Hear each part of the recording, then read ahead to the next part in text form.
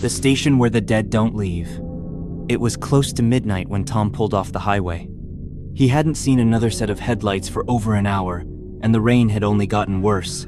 Sheets of it hammered the windshield, blurring the lines of the road until they melted into the darkness. His wipers squealed every time they swiped, like something in the machine didn't want to move anymore. Then he saw it, a flickering sign just beyond a bend. Gas food, restrooms, but only the word gas was still lit. Half the neon buzzed, half had died. Tom pulled in. Old gravel crunched under the wheels of his rig. The station looked like it had been shut down for decades, a lonely little ghost from a forgotten time. The pumps were rusted. The glass windows fogged and cracked, but the lights inside were on. He killed the engine. For a moment, there was only the sound of the rain on the roof. It hit like knuckles, fast, frantic, then silence. He stepped out. The air smelled like gasoline and wet soil. The station door creaked open easily. Inside, a single bulb flickered behind the counter. The shelves were half empty. No candy, no chips, just some faded newspapers and dusty cans of chili. Then he saw her, standing by the coffee machine. A young woman, soaked to the bone, dark hair sticking to her cheeks. She didn't look scared, just tired. Her eyes met his. Blue, wide, strangely familiar. "You're late," she said softly. Tom blinked. "Excuse me?" She walked toward him.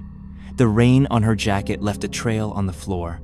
"You said you'd come by after the accident. You promised." "I don't think we've met," he said. "I was just passing through." Her smile was sad. Not angry, not surprised. "Dad," she said, voice trembling. "It's been 5 years." He froze. "I'm sorry," he said carefully.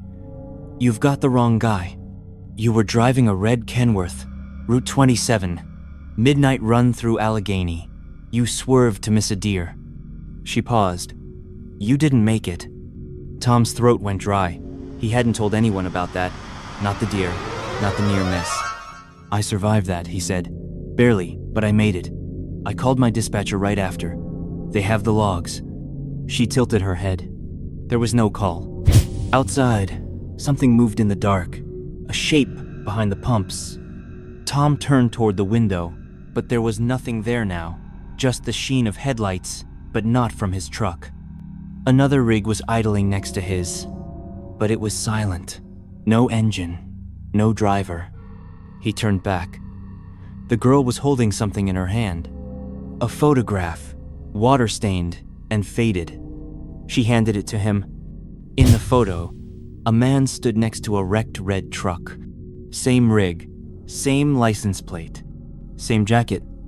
The man had Tom's face, but he was lying still in the grass beside the road, his eyes closed, blood pooling beneath his head.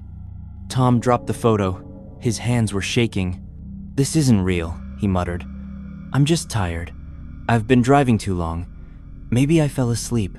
She touched his arm. "No, Dad. You just never stopped." Silence. Outside, shapes began to appear.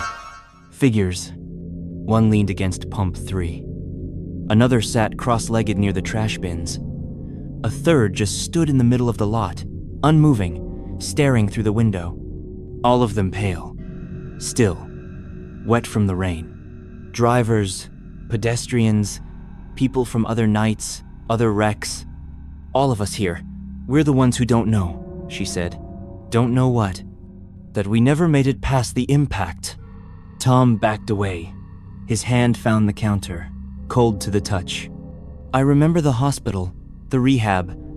I remember the paperwork, the calls, the therapy." "You remember what your mind needed," she said. "It gave you something to keep driving for, but you haven't left this road in 5 years, not once."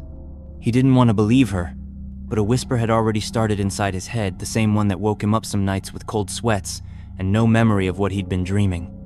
He looked outside again.